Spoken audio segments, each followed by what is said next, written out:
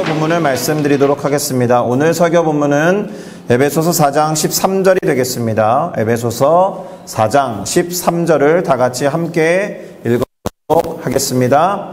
우리가 다 하나님의 아들을 믿는 것과 아는 일에 하나가 되어 온전한 사람을 이루어 그리스도의 장성한 분량이 충만한 데까지 이르리니 아멘.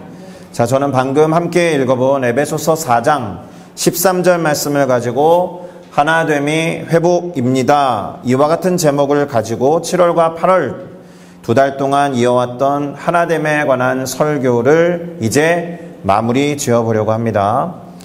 지난 2달 동안에 우리는 하나님과의 하나됨, 가족들과의 하나됨, 성도들과의 하나됨, 그리고 지역사회의 하나됨, 열방과 잃어버린 영혼들과의 하나됨, 그리고 삶의 모든 영역들과의 하나됨에 대해서 나누어 보았습니다. 그것을 적용하는 의미에서 어제 일부 성도님들과 함께 지역사회와의 하나됨을 실천해보는 구세군 봉사활동에 다녀오기도 했습니다. 그리고 이제 이미 말씀드린 바와 같이 이 하나됨에 관한 설교를 마지막으로 해보려고 합니다. 오늘은 하나됨의 이유와 목적에 대해서 말씀드리려고 합니다. 보통은 하나됨에 대한 설교를 시작합니다라고 할 때 첫 시간에 주로 다루어야 하는 주제인 것처럼 느껴질 텐데 하나됨의 이유와 목적이라는 근본적이고 본질적인 이야기를 마지막에 하는 것도 꽤나 의미가 있을 거다라는 생각이 듭니다. 자, 우선 이 제목과 관련해서 회복에 관한 이야기를 먼저 해야 할 것 같습니다. 우리가 생각하는 여러 종류의 회복이 있을 수 있습니다. 건강의 회복이랄지, 관계의 회복이랄지, 경제의 회복이랄지, 나라의 회복이랄지, 그리고 우리와 깊이 관련 있는 신앙의 회복 등 여러 가지의 회복이 있을 수 있습니다. 자, 그러면 이와 같은 회복을 이야기하기 위해서 반드시 필요한 개념이 있어요. 그것이 무엇이냐? 이런 질문으로 그것이 무엇인지 말씀을 드려보도록 하겠습니다. 회복이 되어야 한다면 그 기준이 무엇이 되어야 하는가? 무슨 말일까요? 어디로 또 어떻게 회복되어야 하는지 생각하지 않으면 안 된다라는 거죠. 회복의 기준 시점이 필요하다라는 뜻이 됩니다.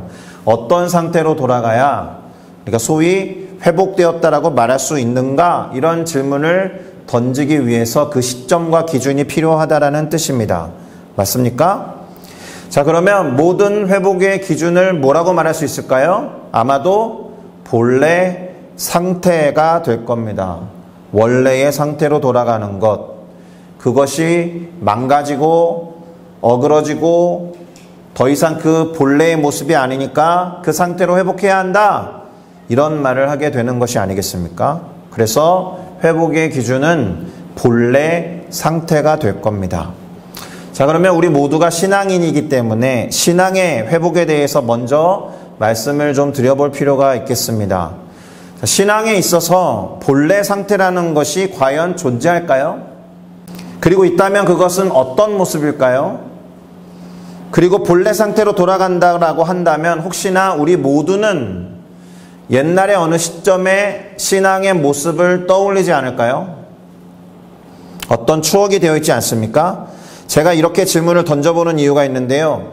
우리 모두는 신앙의 정점을 이야기할 때 지금 말하지 않습니다. 지금을 말하지 않아요. 대부분의 사람들, 아마도 거의 100%의 사람들이 옛날에 어느 시점에 신앙을 꺼내서 그때가 제 신앙의 정점입니다 라고 말할 겁니다. 와, 그때 내 신앙이 정말 좋았는데, 그때 신앙생활 참 잘했는데 그때로 돌아가야지 않을까? 이와 같은 말들을 많이 하시죠. 그리고 심지어 교회도 그와 유사한 표현을 사용합니다. 초대교회로 돌아가자, 이렇게 돌아가야 하는 본래 상태를 과거에서 찾는다라는 겁니다. 자, 그런데 우리의 신앙이 과연 그런 추억이어야 하는가? 제가 이렇게 질문을 던질 때는 아니다라고 답하셔야 합니다. 신앙의 정점을 우리의 추억 속의 어떤 과거 시점을 찍는 순간 우리는 지금 내리막을 걷고 있다라고 말할 수 있기 때문에 그렇습니다. 맞습니까?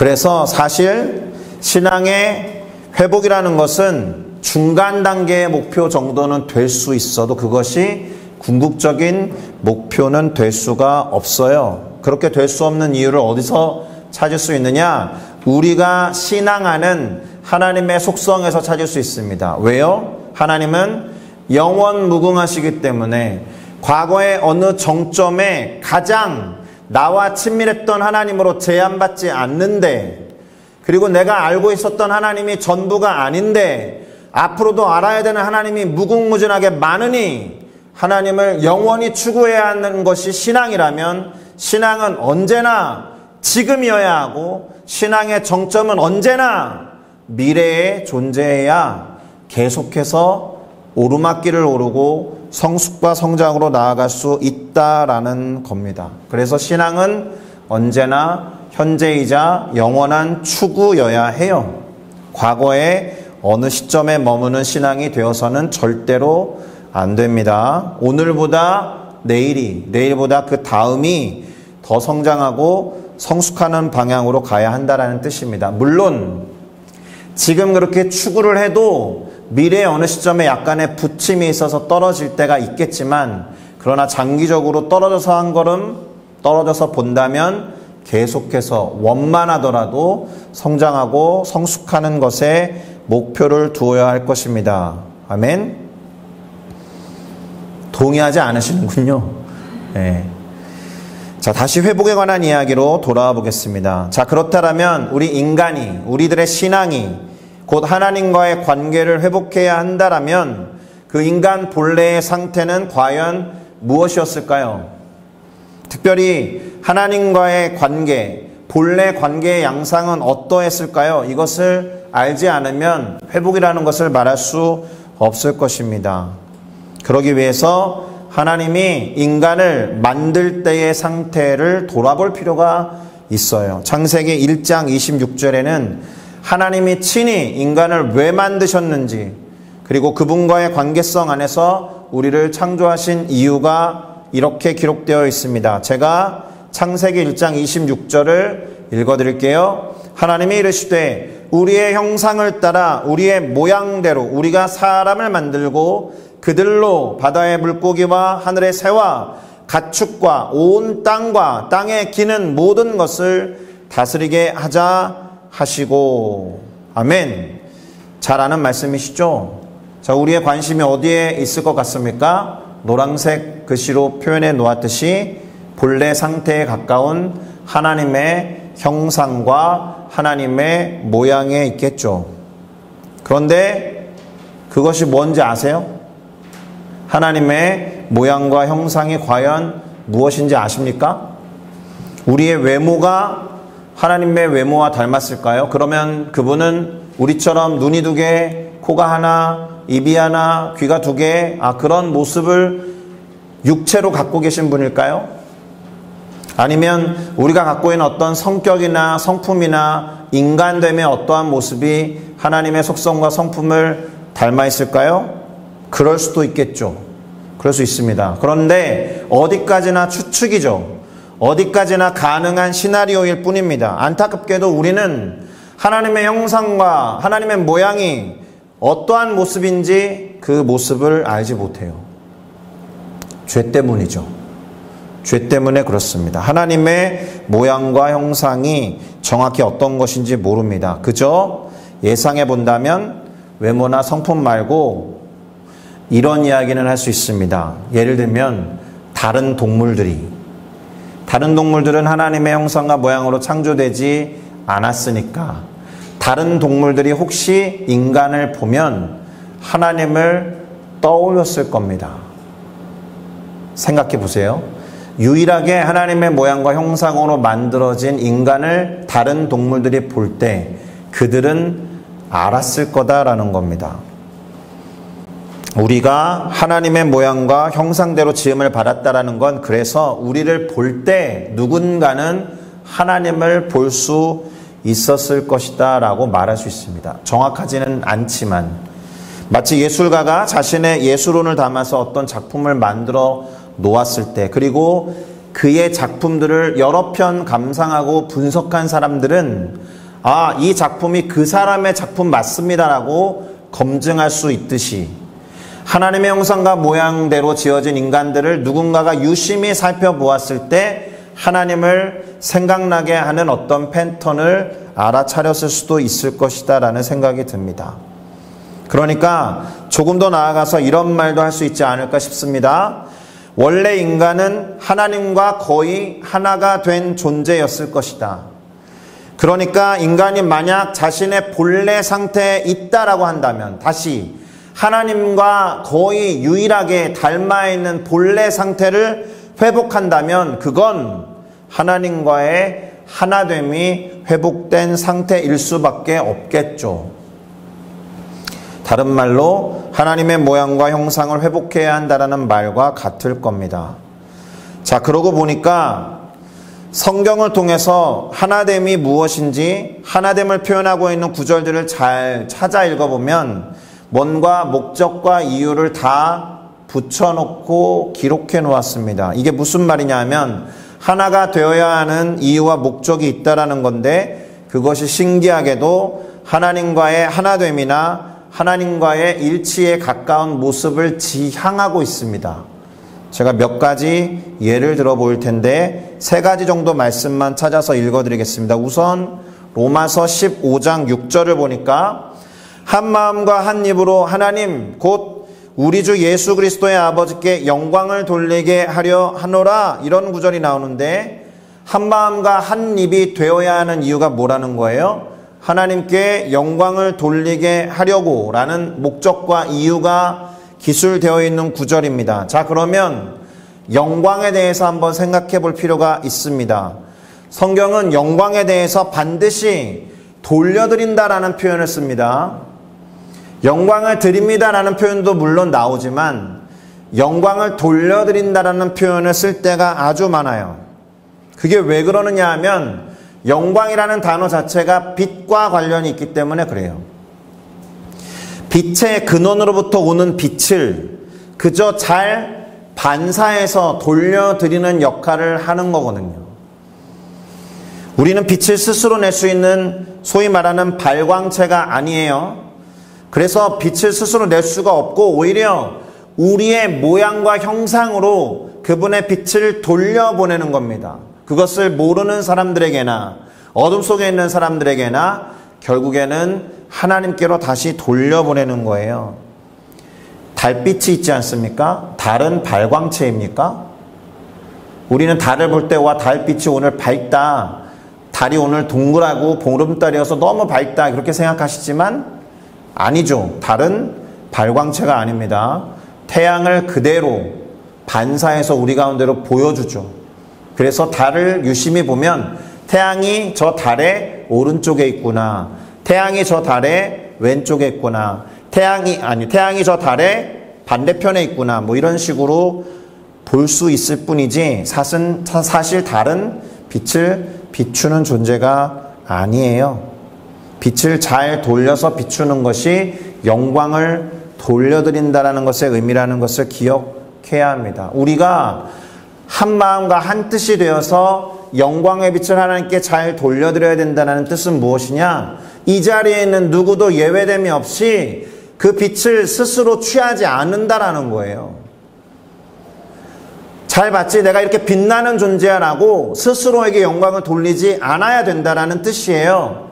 한 마음과 한 입으로 모든 이들이 하나 되어서 빛 되신 주님께로 영광을 돌려드려야 한다는 뜻입니다. 두 번째로 요한복음 17장 21절을 보니까 예수님께서 하신 기도문 중에 이런 구절이 나옵니다. 아버지께서 내 안에 내가 아버지 안에 있는 것 같이 저희도, 물론 제자들을 중심으로 말씀하신 것이지만 사람들로 하여금 다 하나가 되어서 우리 안에 있게 하시고, 이렇게 기도하셨다라는 거예요. 그래서 결과로 하나님 아버지께서 나를 보내신 것을 그들도 알게 하시기를 원합니다, 이렇게 기록하셨습니다. 기도하셨다라는 거죠. 무슨 말입니까? 성부 하나님과 성자 예수님이 하나이신 것처럼 우리도 그 안에 있게 하는 것, 그것이 하나됨의 목적과 이유다라는 겁니다. 마치 태초에 인간을 만드신 이유가 당신과 우리가 하나였다라는 사실을 드러내는 것과 같은 기도문인 거죠. 마지막 세 번째 구절은 바로 오늘 설교 본문이었는데요. 에베소서 4장 13절을 한 번 더 읽어드리겠습니다. 우리가 다 하나님의 아들을 믿는 것과 그분을 아는 일에 하나가 되어서, 하나가 되는 이유는 그렇게 할 때 온전한 사람이 되니까, 온전한 사람이 되어서는 그리스도의 장성한 분량이 채워지고 충만한 데까지 이르게 하기를 바라서 믿는 것과 아는 것에 하나가 되기를 원한다라고 사도 바울이 기도하면서 적은 겁니다. 하나됨의 이유가 뭐라는 거예요? 온전한 사람이 되는 것에 있다. 그리고 그것과 유사한 표현으로 그 뒤에 나오는 거죠. 그리스도의 장성한 분량이 찰랑찰랑 충만한 데까지 이르게 하는 것이 하나됨의 이유와 목적이었다라는 겁니다. 잘 보시면 이렇게 되면 어떻게 되는 겁니까? 온전한 사람이 되면 조금이라도 하나님의 모양과 형상에 이르게 된다라는 것을 암시하는 구절처럼 보인다라는 겁니다. 맞습니까? 자, 그러니 하나됨의 궁극적인 목적과 이유는 그것이 원래 우리의 모습이었기 때문에 그런 것이고, 그것이 진정한 회복이기 때문에 그토록 하나님 역사하셨다라는 겁니다. 하나님과 거의 차이가 없는 본래의 모양과 형상을 회복하는 것이 우리가 하나님과 하나 되어야 하는 중요한 이유와 목적이다라는 거죠. 태초 인간들이 그것을 알았을까요? 아, 내가 하나님과 거의 다를 바 없는 존재로 지음받았구나. 그렇게 알고 있었어야 돼요, 원래는. 그런데 이것을 누가 건드리면서 죄를 이끌어냈습니까? 사탄이. 선악을 알게 하는 나무 열매를 따먹으면 니네가 하나님과 같이 될 줄로 알고 하나님이 그걸 막으신 거야. 대단히 옹졸한 하나님으로 만들어버렸죠, 사탄이. 원래 하나님의 모양과 형상으로 그분과 다를 바 없이 만들어진 존재였는데, 자, 그래서 그런 죄 때문에 이런 문제가 발생하게 된 겁니다. 우리가 하나님과 하나 된 상태가 본래 모습이었다는 사실 자체를 모른다라는 거예요. 그리고 하나 되어야 될 필요성 자체를 느끼지 못한다라는 거예요. 하나님을 알지 못한다라는 거죠. 하나님을 안다고 해도 온전하게 알 수 없다라는 겁니다. 많은 부분이 신비의 영역으로 숨겨져 있습니다. 그래서 하나님이 스스로 당신을 드러내시는 것, 계시라고 말하는데, 하나님 당신이 스스로를 드러내시지 않으면 인간으로서는 하나님을 알 길이 없어요. 최고의 계시로 우리 가운데 주어진 분이 누구예요? 예수님이죠. 그래서 예수님이 계시의 최고봉입니다. 왜요? 예수님이 뭐라 그러셨어요? 나를 본 자는 아버지 하나님을 본 것과 같다라고 말씀하셨잖아요. 당신을 드러내신 것이 하나님을 드러내신 것과 같다라고 말씀하신 겁니다. 하나님 아버지를 보여주기 위해서 그분 자체로 이 땅에 오셨다라는 겁니다. 자, 그런데 그렇다라고 해도 우리로서는 하나님의 형상과 모양이 무엇인지 예상하거나 추측할 수 있을 뿐이다라고 했습니다. 그리고 그 추측의 완전히 반대편에 뭐가 있을까요? 하나님이 존재하지 않는다라는 추측과 예상이 있죠. 하나님이 완전히 존재하지 않을 것이다 라고 추측하고 예상하는 것이 믿음이 될 때 그걸 뭐라 그럽니까? 불신, 무신론 이렇게 말을 합니다. 예수님을 믿지 않고 그분을 통하지 않으니 하나님을 알 길이 없는 것이고, 하나님을 믿을 수도 없으니 그분과 하나 될 필요를 느끼지 못하고 그분을 부인하며 살아가고 있는 겁니다. 자, 그러면 이와 같은 우리들의 모습을 보시는 하나님의 마음은 어떠실까요? 그리고 그런 하나님이 취하실 수 있는 선택에는 어떤 것들이 있을까요? 그대로 두는 것이 한 가지 옵션이 될 수 있죠. 그래, 그냥 쟤네 내 모습과 내 형상을 잃어버린 상태로 살게 냅두자. 두 번째, 어떻게 하든지 간에 다시 회복시켜서 하나 되게 해야겠다라고 선택하는 옵션이 두 번째. 여러분이라면 어떤 선택을 하시겠습니까? 이게 사랑하는 만큼 사실 가만히 있지 못할걸요. 누군가가 한쪽 연인이 이별을 통보했을 때 정말 사랑하는 반대편의 연인은 바로 달려가야죠. 무슨 소리입니까? 그래, 헤어지자. 나도 지쳤어. 이런 식으로 가버리면 회복이라는 거는 있을 수가 없는 것 아니겠습니까?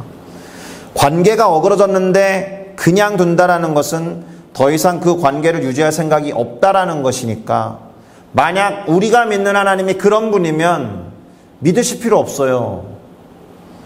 그게 어떻게 절대자의 모습이겠습니까? 그런데 하나님이 그런 분이 아니기 때문에 우리가 그분을 신앙하게 된 것이고, 그분과 하나됨을 위해서 계속해서 그분을 믿고 예배하고 있는 겁니다. 하나님은 그렇게 망가진 관계를 회복하고 하나 되기 위한 계획을 세우시고 준행하시기로 작정하셨습니다. 이것이 성경의 역사예요. 그래서 우리가 성경을 제대로 살펴보게 되면 성부 하나님이 섭리하고 계획하신 것을 성자 예수님이 이 땅에서 성취하셨고, 그리고 성자 예수님의 승천과 더불어 우리 가운데 주어진 성령 하나님이 그것을 우리의 삶에 적용하시도록 우리를 도우시고 증언하시는 것인 줄로 믿습니다. 자, 그렇게 되면 삼위일체 하나님이 우리 인간을 바라보시는 마음을 우리는 조금은 알 수 있을 거다. 하나님께서 작정하신 것을 예수님이 이 땅에서 풀어헤치시고 이루셨고, 그 풀어헤치고 이렇게 우리 가운데 주신 것들을 우리의 삶에 적용하도록 우리 안에서 역사하시는 성령님을 느낀다라면, 아, 하나님의 마음이 이런 것이었구나라는 것을 알 수 있을 것이다 라고 저는 믿어요. 이렇게 하나님이 노력하고 애썼다라는 것을 통해서 하나님의 마음이 어떠했는지를, 하나님이 얼마나 우리와 하나 되기를 간절히 원하셨는지를 알 수 있다라는 겁니다. 할렐루야. 다시 말해서 소망과 간절한 그 소원을 위해서 하나님은 기꺼이 그 비용과 대가를 지불하셨다라는 겁니다. 우리도 무엇인가를 이루기 위해서, 또 무엇인가를 갖고 싶다라고 하면 돈을 모으기 위해서 밥도 굶고 가까운 거리는 걸어다니면서 돈을 모아서 내가 바라는 것을 마련하잖아요. 그러기 위해서 기꺼이 비용과 대가를 지불하죠. 마찬가지로 하나님도 우리와 하나 되기를 원하시는 만큼 예수 그리스도라고 하는 비용과 대가를 기꺼이 내놓으셨다라는 겁니다. 제가 지난주에도 말씀을 드렸는데, 저는 누군가의 소원과 소망을 이야기할 때면 항상 떠올리는 사람이 다윗이거든요. 다윗의 소망과 소원은 성전을 짓는 거였어요. 그에게 성전을 지을 기회가 주어지지 않았음에도 불구하고, 그런데 그가 이것을 얼마나 열망하고 갈망했으면 자기의 소원을 자기가 이룰 수 없다라는 것을 알면서도 성전을 건축할 만발의 준비를 하고 아들 솔로몬이 성전을 지을 수 있도록 모든 비용을 지불했다라는 겁니다. 예를 들어서 역대상 22장 14절에 보니까 금을 어느 정도로 만들어놨느냐, 10만 달란트, 은은 그것의 10배 100만 달란트를 준비했다라는 거예요. 그것을 문자 그대로 믿는다라고 가정할 때 어느 정도 될 줄 아세요? 금 한 달란트는 3,000세겔에 해당하고 오늘날의 무게 개념으로 34kg입니다. 그런데 금 1kg에 요즘 시세가 100만 원이라고 그냥 가정을 하면 342만 7천 배를 해야 되니까 대략 3조 4,270억 원을 적립해 둔 거예요. 3조. 은은 그거보다 10배가 많고 시세가 130만 원이니까 44조 5,510억 원을 적립해 놓은 겁니다. 믿어지십니까? 그게 절대적으로 오늘날의 화폐 가치로 이렇게 계산하는 것은 무리가 있을 수 있겠지만 그만큼 막대한 준비를 다 했다라는 겁니다. 국고에 있었던 모든 재산을 다 성전 건축을 위해서 쟁겨놓을 정도로 다윗에게는 그것이 가장 강렬한 소망이었다라는 거예요. 얼마나 열망하고 얼마나 갈망했으면 저렇게까지 했을까. 이것 이외에도 성전을 건축할 돌이라든가 못으로 사용할 철과 청동이라든가 가장 좋은 나무였던 백향목이라든가 그것을 다 다루면서 직접 지어야 되는 석수와 목수와 갖가지 재능을 가진 사람들, 성전이 지어졌을 때를 가정하고 봉사해야 되는 제사장, 레위인, 그리고 그들의 업무를 배정하는 것, 그리고 성전의 설계 도면, 성전을 꾸며야 되는 각종 보석까지 다 동원해서 자신이 원하는 성전을 자기가 못 지어도 아들 솔로몬이 전혀 문제없이 지을 수 있도록 준비하고 기꺼이 어마무시한 대가를 지불했다라는 겁니다. 다윗이 이 정도인데 하물며 하나님은 어떠했겠습니까? 제가 일전에 선물에 관한 이야기를 한 적이 있습니다. 아마도 3월달 주제 사랑에 대해서 이야기할 때 이런 말씀을 드린 적이 있습니다. 선물을 받을 사람은 그 선물 자체보다 항상 더 귀한 법이에요. 무슨 말입니까? 아무리 존귀한 선물이라고 해도 그것을 받을 누군가가 나에게는 더 귀하고 소중하기 때문에 아무리 존귀한 선물이어도 기꺼이 그 사람에게 준다라는 겁니다. 맞습니까? 내가 너 정말 사랑해서 이 선물 주는데 이 선물보다 네가 좀 덜 존귀해. 그래도 줄게. 이렇게 하지 않잖아요. 너는 이 존귀한 선물을 받아도 될 만큼 나한테 너무 소중해 해서 주는 게 선물이라면 이 세상의 그 누구도 선물을 받은 사람이라면 그 선물보다는 최소한 훨씬 더 존귀한 사람이어야 하잖아요. 그러면 이런 말 할 수 있죠. 하나님께서 우리에게 독생자 예수 그리스도를 선물과 은혜로 주셨다라면 우리는 적어도 그 순간만큼은 예수님보다 하나님께 존귀한 존재였겠구나. 우리를 포기하는 것보다 예수를 포기하는 게 훨씬 더 낫었다라는 거예요, 하나님께는. 그러니 이와 같은 생각을 해본다면 하나님의 그 간절한 소망이 어떻게 다가오십니까? 한번 생각해 보시겠습니까?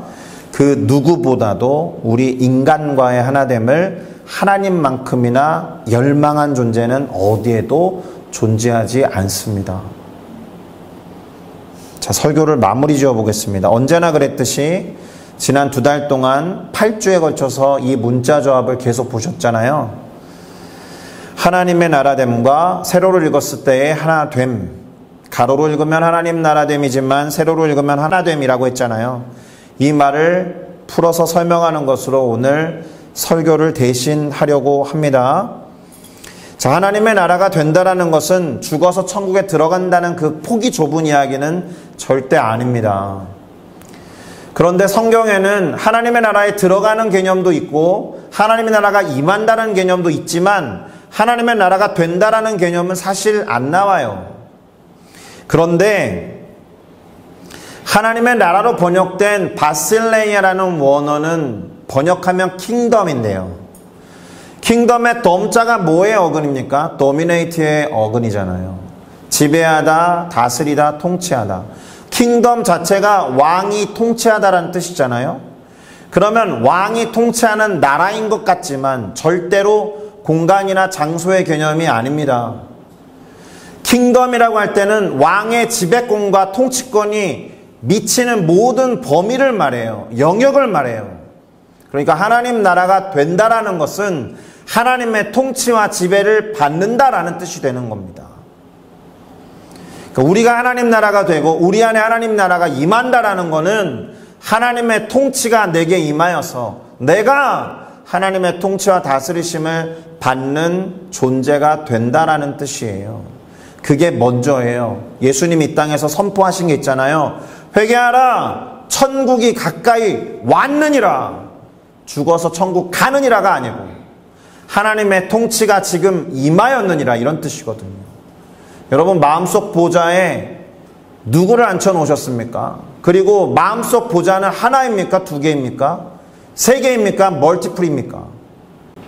내가 누군가의 지배와 통치를 받는다라고 하고 마음속에 있는 보좌에 다른 것을 앉혀놓았으면 하나님의 나라가 아닌 거예요. 죄송하지만. 마음속 보좌에 걱정과 근심, 그럼 걱정의 왕국, 근심의 제국이 되어 있는 거예요.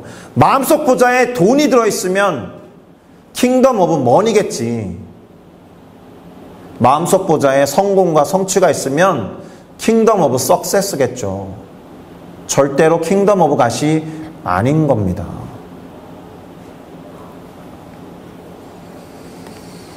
마음속 보좌에 하나님을 앉혀드리고 하나님의 왕으로 좌정하셔야 합니다. 그러면 우리의 마음, 곧 우리의 존재는 하나님의 왕으로 통치하시는 하나님 나라가 되는 겁니다. 이것이 온전히 하나님과 하나 된 상태를 말해요. 이것을 간절히 바라시는 분이 하나님이셨다는 것을 기억하는 우리 모두가 되어서 다음과 같은 적용을 반드시 해보셨으면 좋겠습니다. 첫 번째로 내 안에 마땅히 있어야 하는 하나님의 모양과 형상이 무엇인지를 생각해 보세요. 사실 있습니다. 이미 어떤 면에서는 우리가 갖고 있는 좋은 성품과 성정은 모두 하나님을 닮아서 생긴 거예요.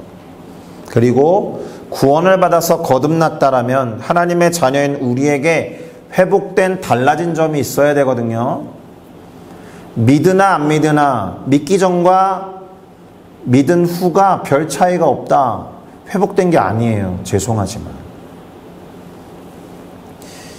하나님과의 하나됨이 우리의 본래 상태라는 것을 기억하시면서 하나됨을 더 견고히 하기 위해서 내가 할 수 있는 것이 무엇인지 기도하며 실천에 옮겨보는, 그래서 조금 더 하나님께 가까이 다가가서 하나 될 수 있는 우리 모두가 되기를 예수 그리스도의 이름으로 축복합니다. 아멘.